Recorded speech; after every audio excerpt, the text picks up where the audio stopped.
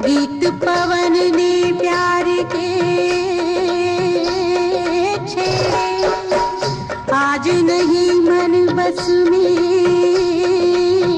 मेरे। घुंघरू फूलों के तले बाहों बहारों ने झूम झूम झूम झूम नाच मयूरी, छन छन ला ला ला ला ला ला ला ला नाच मयूरी, झूम झूम झूम झूम नाच मयूरी, छन छन छन छन छन। Sudha ji, RCF home serial में आपका स्वागत है। आपकी पहली हिंदी फिल्म नाचे मयूर ने आपको फिल्म आकाश में एक मशहूर सितारे के रूप में ख्याति दिलाई। यह फिल्म कुछ हद तक आपकी अपनी जिंदगी पर आधारित थी। आपने विषम से विषम परिस्थितियों में किस तरह अपने आत्मविश्वास को डिगने नहीं दिया और अदम्य मेहनत, दृढ़ निश्चय और तीव्र इच्छा शक्ति के बल पर अपना नृत्य क्रम जारी रखा। ऐसी अनूठी मिसाल नृत्य जगत के इतिहास में कहीं नहीं मिलती। आज नृत्य और सुधा, ये दोनों नाम एक दूसरे का पर्याय बन चुके हैं। क्या आप हमारे दर्शकों को बता सकती हैं कि इन सब की प्रेरणा आपको कहां से मिली?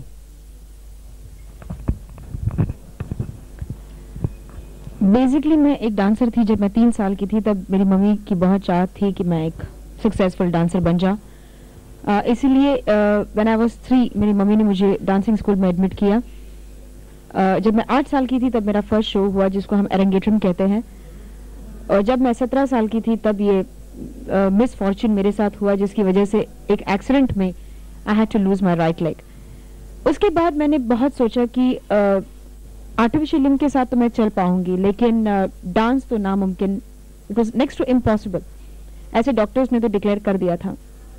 लेकिन मैं ऐसे कुछ करना चाहती थी जिससे मैं अपने सोसाइटी को ये दिखाऊं कि because I have lost a leg, this is not going to stop me from dancing.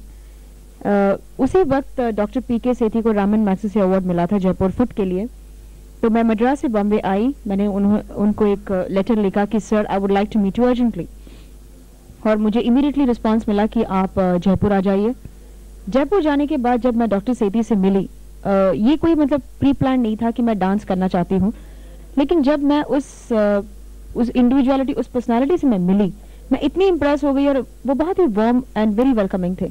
तो मैंने उनसे ऐसे as a matter of fact मैंने यूं ही पूछ लिया कि सर कैन आई डांस, और उन्होंने विदाउट अ मोमेंट्स हेजिटेशन ने कहा कि क्यों नहीं, ये तो बहुत ही सिंपल बात है।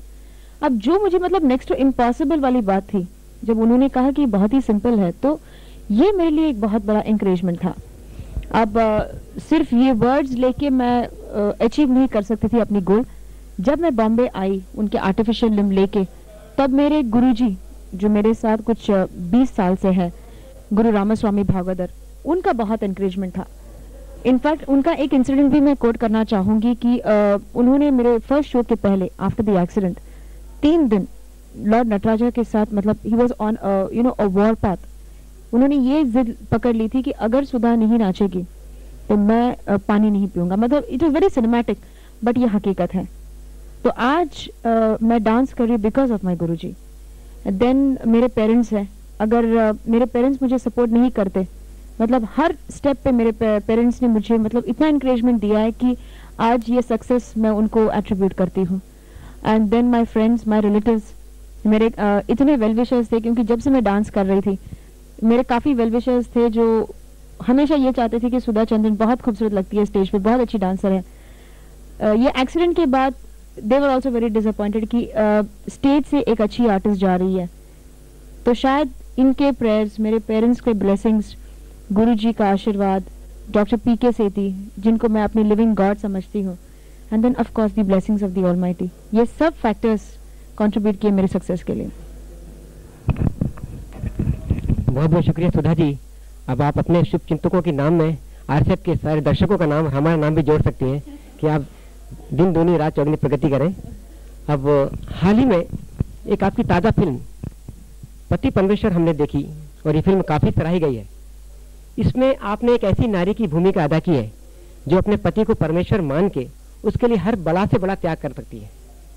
और हमारा प्राचीन इतिहास तो ऐसी नारियों की गाथाओं से भरा पड़ा है, जैसे सीता है, सावित्री है, और इनकी वजह से ही आज हमारी परंपरा एक बहुत अच्छी हद में पहुंची है। लेकिन अगर हम आज के परिवेश में इन चीज़ों को देखें तो ये मात्र किस्से कहानियां लगती हैं। आज हमारे देश में ऐसी नारियों की भी कमी नहीं है जो अपने निजी स्वार्थ के लिए अपने परिवार की शांति नष्ट कर देती हैं और अपनी खुशियों की आहुति दे देती हैं। ऐसी नारियों की भी कमी नहीं है। इनके बारे में आप कुछ ख्यालात बताना मैं ये समझती हूँ कि marriage is a sacrament, it's a commitment, it's an institution by itself. तो जिससे मैं शादी करूंगी तो मैं यही चाहूंगी कि he must be an equal, वो मुझे हर लिबर्टी दे हर चीज करने के लिए। एंड मैंने सुना है कि हर लड़की को अपनी शादी के बाद कैरियर छोड़ना पड़ता है या थोड़ा बहुत तो कॉम्प्रोमाइज करना पड़ता है, लेकिन अगर ये बात आई तो I would prefer not getting married, क्योंकि मैं अपने कैरियर के लिए मैंने इतना स्ट्रगल किया है and I wouldn't come in way of my husband's career. तो मैं ये नहीं चाहूंगी कि जिसे मैं शादी करूंगी वो मेरे कैरियर को मतलब he should cut it short. And ऐसी कहानियां तो आज के मॉडर्न जमाने में भी जैसे पति परमेश्वर है, like if I was to get married, मेरे माता पिता यही कहते कि देखो तुम्हारा हस्बैंड तुम्हारे लिए सब कुछ है, हर हालात में तुमको उनके साथ कॉम्प्रोमाइज करना पड़ता है। And basically marriage is matter of compromise and adjustment. अगर एडजस्टमेंट और कॉम्प्रोमाइज नहीं होता तो ये इंस्टीट्यूशन नहीं रहता। और अगर आज मेरे माता पिता 20 साल से एक साथ रहते हैं तो दैट मीन्स कि टू इंडिविजुअल्स कैन कॉम्प्रोमाइज, और वही कल्चर मेरे में है तो मैं भी कुछ एडजस्टमेंट करूंगी। तो मैं आज भी मतलब पति परमेश्वर का एक आउटलाइन जिसको कहते हैं, जैसे उस फिल्म में ये दिखाया गया कि उनके फादर, रेखा के फादर जो है प्लेड बाय लेट ओम शिवपुरी जी, वो ये कहते हैं कि तुम्हारा हस्बैंड आज से आपका, तुम्हारा हस्बैंड तुम्हारे लिए पति है, पति परमेश्वर है। तो ये परमेश्वर लव्स को तो मैं नहीं मान सकती, बट यस मैं उनको जरूर रिस्पेक्ट करूंगी। The husband has to be respected, but I use the opportunity through this video to convey my love, regards and thanks to all of you. Love from Sudha. Thank you जी। कोयलिया ने कूक लगाए, कोयलिया ने कूक लगाए, धरती अंबर डोले, चल उठ झूम के नाच मयूरी, चल उठ झूम के नाच मयूरी, बाप के सारे पंछी बोल